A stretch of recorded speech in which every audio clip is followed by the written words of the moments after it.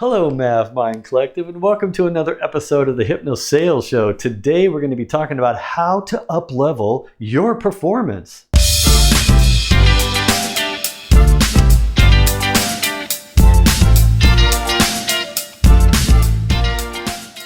If you follow me, you know by now I am all about self-improvement. I'm all about using hypnosis to reprogram the subconscious mind so you can be better and more successful, more efficient, and you just want to get to the next level in skills, especially at your job. You can do it with anything. You can do it with sports or any other thing that you want. You can apply a self-hypnosis for self-improvement. But I'm specifically today talking about improving your skill in your customer-facing role and up-level your performance right now in your customer-facing role by using what I'm going to share with you today. This is something I learned a while back, and I've been training other people to do this as well. And it's basically, in a nutshell, it's listening to my teammates on customer calls. Now you're probably like, oh yeah, okay, yeah, I've done that before. Maverick, that's not anything new. It's pretty obvious. But here's what I'm gonna point out to you.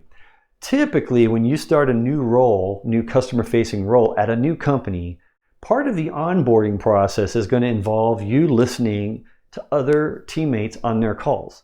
Either recordings or getting invited to an actual call, like a Zoom call or a phone call, conference call. It could be discovery, it could be a demo call, it could be a presentation that someone is doing and they want you to dial in and listen, and then you stay on mute, like you don't say anything, but you stay on mute and you listen and you take notes and you learn the different ways they pitch, the different ways they present, what they say about the product, and basically how to answer the questions, how to handle the objections maybe, or the different questions that the prospects or clients will come up with during that call. And you're writing all these things down and you're learning as you're onboarding when you first start the job.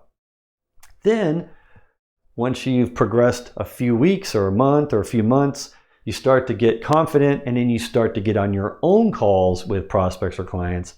And you might have a teammate on with you, on mute, listening to you, and do what's called reverse shadowing. They shadow you, but they let you run the call, but then they give you critiques afterwards, and they give you pointers and you learn. And eventually, after some period of time, you are officially onboarded and you're learning how to do it all on your own. And you don't need another teammate on there with you, and you're able to handle the calls yourself. And all of your other transferable skills that you had from the previous job you had in your customer-facing role, you bring that with you. You bring all this new product information you've learned, all this messaging information you've learned, and all of these other things you've learned to say and ask and listen for. You are now onboarded, and you start to do it all on your own. And then typically, you don't go back and you watch a teammate's call anymore after that period of time is over, because you're busy just getting on your own calls.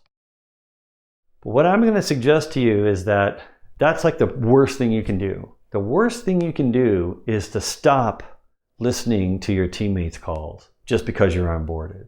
That's the worst thing. You know why? Because your teammates are getting better and better and better in their own way at doing their job better and better. And you're not listening to them anymore. So you have to learn to get better and up level your performance at your own pace on your own. You have to effectively try to figure it out on your own.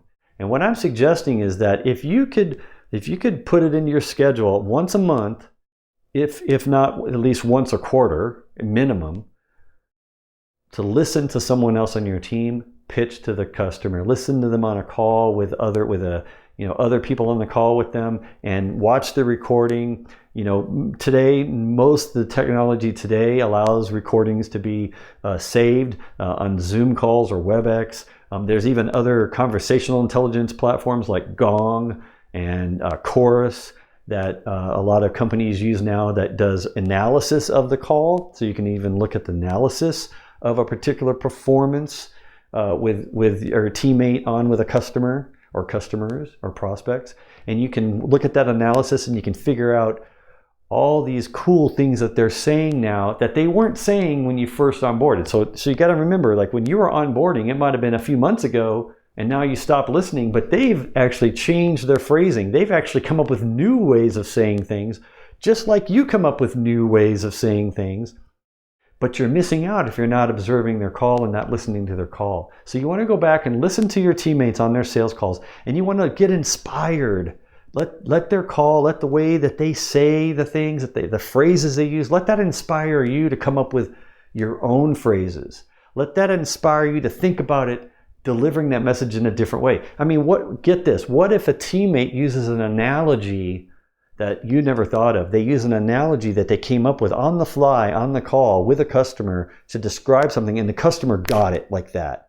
Aren't you going to want to know what that metaphor is? Go listen to the call. Listen for those metaphors. Listen for those gold nuggets.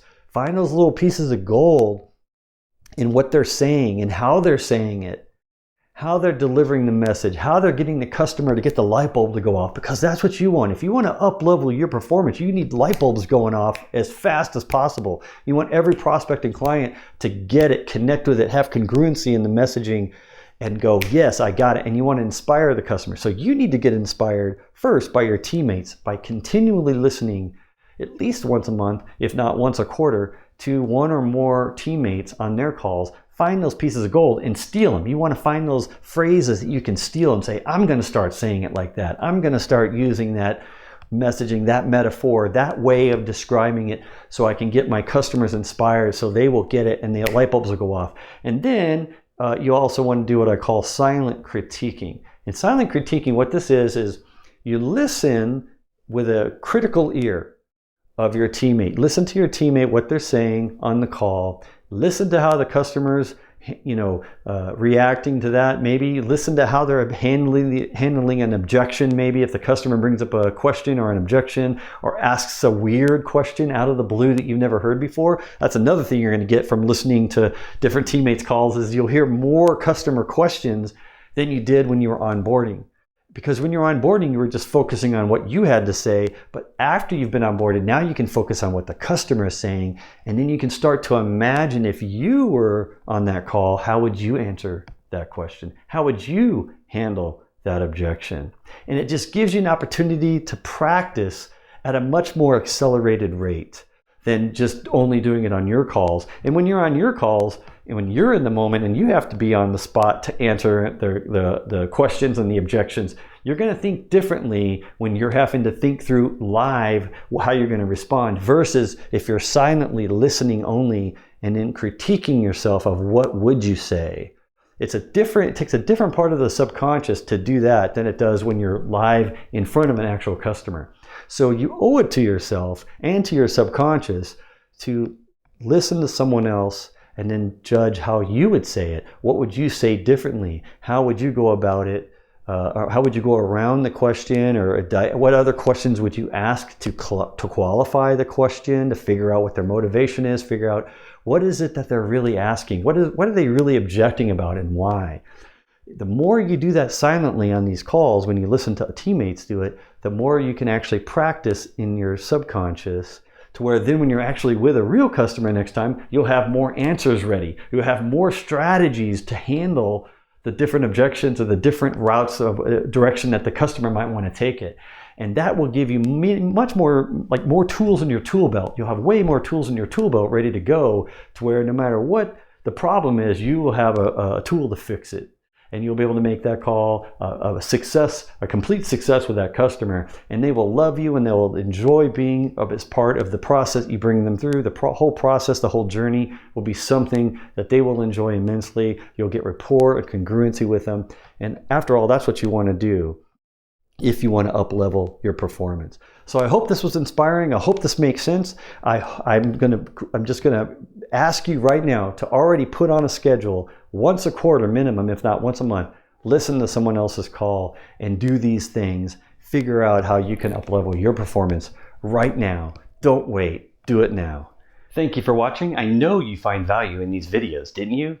So if you like me or in a customer-facing role, I'm wondering if you want to watch another video now, all designed to help you get better at what you do every day. Or not.